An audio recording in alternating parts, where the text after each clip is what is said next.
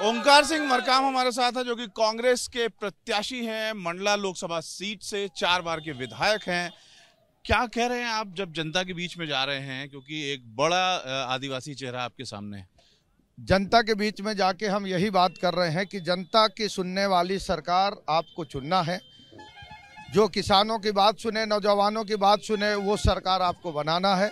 वर्तमान की जो केंद्र की सरकार है वो पूरी तरह से तानाशाही कार्यप्रणाली पे चल रहा है, तो उसको आपको बदलना है। जनता की आवाज़ को आगे लाने वाली सरकार को लाना है।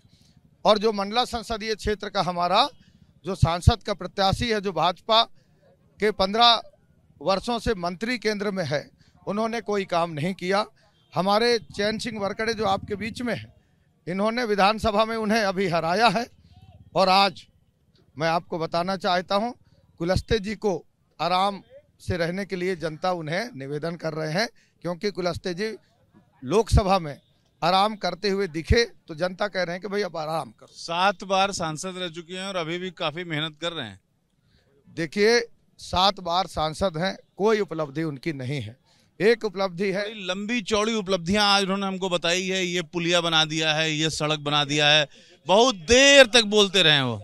देखिए, वो तो बता ही रहे हैं। मैं उन्हें खुला चुनौती देता हूं कि आप आइए, आप मंत्री हैं, आप अपने विभाग से देश के जनता के लिए आपने कौन सी नई नीति बनाया। मैं 15 महीने के लिए मंत्री था, मैंने मदद योजना बनाया था, जिसके तहत मध्य प्रदेश के प्रत्येक आदिवासी गाँव में 25,000 की बर्तन पहुंचा। 50 किलो जन्मोत्सव के लिए, 1 कुंटल दशगात्र के लिए मैं नई योजना मैंने दिया था। दूसरा नया योजना मैंने आस्थान दिया था, ठाकुर देव खेरो माई देवटुआ के हमारा आदिवासी देव स्थलों का संरक्षण, संवर्धन और विकास के लिए हमने नई योजना बनाई। तीसरा मैंने नया निर्णय लिया था कि छात्रवृत्ति का पैसा सीधे छात्रों के खाता में जाए, MP टॉस मैंने चालू किया था। चौथा मैंने नया एक यहाँ पर नई कार्य योजना बना करके मैंने हर आदिवासी बाजार हाट के गांव में ATM लाने का मैंने निर्णय लिया था। 5वां मैंने निर्णय लिया था कि जो छात्रावास में रहने वाले छात्र छात्राएं हैं, वो 10 महीने की जगह 12 महीना रहे और IAS IPS की तैयारी करें। ये 5वां निर्णय मैं आपको 15 महीने में। वो कह रहे हैं कि आदिवासियों से मेरा एकदम सीधा कनेक्ट है और कांग्रेस के साथ नहीं, बल्कि वो मेरे नाम के साथ है आदिवासी। देखिए, सबको पता है कि जब आदिवासियों के ऊपर पेशाब किया गया तो कुलस्ते जी कहीं पर कोई आदिवासियों के हित में बात नहीं किए। जब आदिवासी बेटियों के साथ बलात्कार करके 12 फीट गड्ढे में एक साथ 4 बेटियों को गड़ा दिया गया नेमावर में, तब कुलस्ते जी कभी खड़े नहीं हुए। जब सिवनी में आदिवासियों के घर में भाजपा के लोग घुस के पीट पीट के उस पत्नी के सामने उनके पति को मार दिया गया, तब कुलस्ते जी कभी खड़े नहीं हुए। कुलस्ते जी आदिवासी दिवस की छुट्टी जब बंद हुआ तो कुलस्ते जी कभी खड़े नहीं हुए। और कुलस्ते जी राजा शंकर शाह रघुनाथ शाह का प्रेरणा केंद्र, मात्र मैं 23 दिन के अंदर वहाँ हमारे जो शंकर शाह रघुनाथ शाह का जो वहाँ का पवित्र भूमि हमने दिया। तो कुलस्ते जी ने आदिवासियों के लिए कोई काम नहीं किया। कुलस्ते जी सिर्फ भाजपा के इशारे पे चुपचाप बैठे रहते हैं। अरे राजनीति कर रहे हैं, आपको मंत्री बनाया गया, आपको निर्णय लेना चाहिए। फग्गन सिंह, कुलस्ते पर आदिवासी इलाके की जो सीटें हैं वो लाने का भार है, और कैलाश विजय वर्गीय भी यहाँ पर मौजूद है, उनको क्लस्टर हेड बनाया गया है।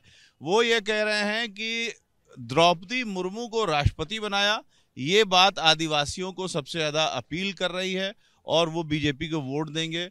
डबल इंजन की सरकार की वो बात कर रहे हैं। द्रौपदी मुर्मू हमारे समाज की है, उन्हें हम चाहते हैं कि उनके पद के अनुसार सम्मान मिले, पर माननीय मोदी जी कहां पे सम्मान दे रहे हैं? संसद भवन का उद्घाटन का हक देश की राष्ट्रपति को है, आपने इसलिए उद्घाटन नहीं कराया कि आदिवासी है हमारे।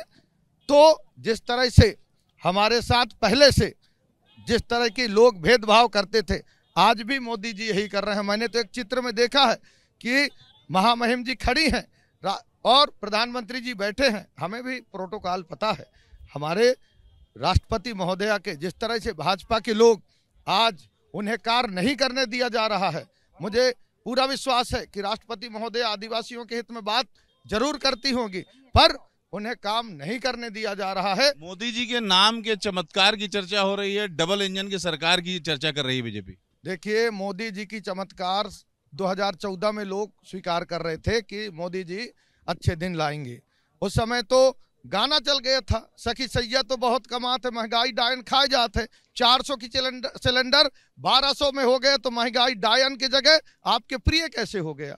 महंगाई को आप रोक नहीं पाए, 2 करोड़ लोगों को हर साल नौकरी दे नहीं पाए, 15 लाख रुपए आप दे नहीं पाए। मोदी जी, आप गारंटी ले रहे हैं तानाशाह को बढ़ावा देने का, गरीबों के हित का कोई गारंटी आपका नहीं है। अगर आपको गारंटी देना था तो रोजगार गारंटी का 100 दिन का काम 200 दिन किए होते, 200 रुपए की मजदूरी 400 रुपए किए होते। आप तो हमारे रोजगार गारंटी शब्द को याद करके, पढ़ करके गारंटी पे गारंटी। आप इस इलेक्शन में व्यक्तिगत तौर पर, चूंकि आप प्रत्याशी हैं, सबसे बड़ी खूबी अपनी क्या देख रहे हैं? मैं अपनी खूबी कि मैं क्या बात करूं, चुनावी तौर पर हम बात कर रहे हैं, वोट के लिहाज से। मैं ये सिर्फ ये कहना चाहूंगा, सबको पता है सादा जीवन उच्च विचार। मुझे मात्र 15 महीने का मौका मिला, मैंने मदद योजना दिया, आस्थान योजना दिया, राजा शंकर साहेब रघुनाथ साहब के बंदीगृह को प्रेरणा केंद्र बनाया, मैंने एमपी टॉस दिया, मैंने आदिवासी दिवस की छुट्टी दिलाया, मैंने छात्रवृत्ति बढ़ाने का निर्णय लिया, आदिवासी भाइयों की मान सम्मान के साथ सर्वांगीण विकास को जो बढ़ाया हूं। मैं आपको कहना चाहता हूं, ये हमारे लोग इस बात को स्वीकार करते हैं और मैं समाज का नेता नहीं, समाज का बेटा हूं, ये हमारे समाज के लोग कहते हैं। पिछले चुनाव में फग्गन सिंह कुलस्ते को हराने वाले विधायक भी मौजूद है, उनसे भी हम 2 प्रश्न करेंगे। आप बताइए कि जो इस बार का इलेक्शन है उसको किस तरीके से देख रहे हैं आप इस चुनाव में? अपना परिचय भी दे दीजिए। जी, मैं चैन सिंह वरकड़े, निवास मंडला से विधायक हूं। आपने कहा कि कुलस्ते जी की जीत, ये इस चुनाव में क्या गणित रहेगा, मैं आपको बताना चाहता हूं। जो कुलस्ते जी लगभग 35 साल से यहाँ की राजनीति कर रहे हैं, 35 साल लोगों ने उनको सिर पे बैठा के रखा, लेकिन उन्होंने कोई काम नहीं किया। वो यहाँ से चुन के जाते हैं और सदन में जाके सो जाते हैं। इन 35 सालों में एक शब्द भी सदन में मंडला लोकसभा क्षेत्र के लिए उन्होंने कोई न योजना लाया, न वहां कभी बात की। मैं आपसे बताना चाहता हूं, न यहाँ डबल इंजन की सरकार चलेगी, न कुछ चलने वाला है। कुलस्ते जी को सिर्फ घर भेजाने की योजना चल रही है। आपने जो विधानसभा में उनको पिछली बार हराया, तो आपकी रणनीति क्या थी? आपको क्या लगता है वो क्यों हारे?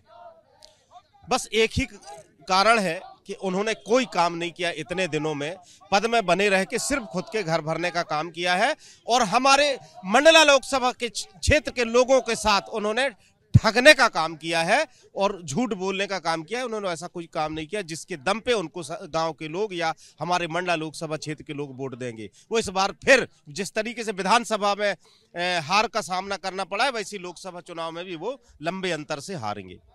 कैमरामैन रवीश पांडे के साथ रविकांत, एबीपी न्यूज, मंडला।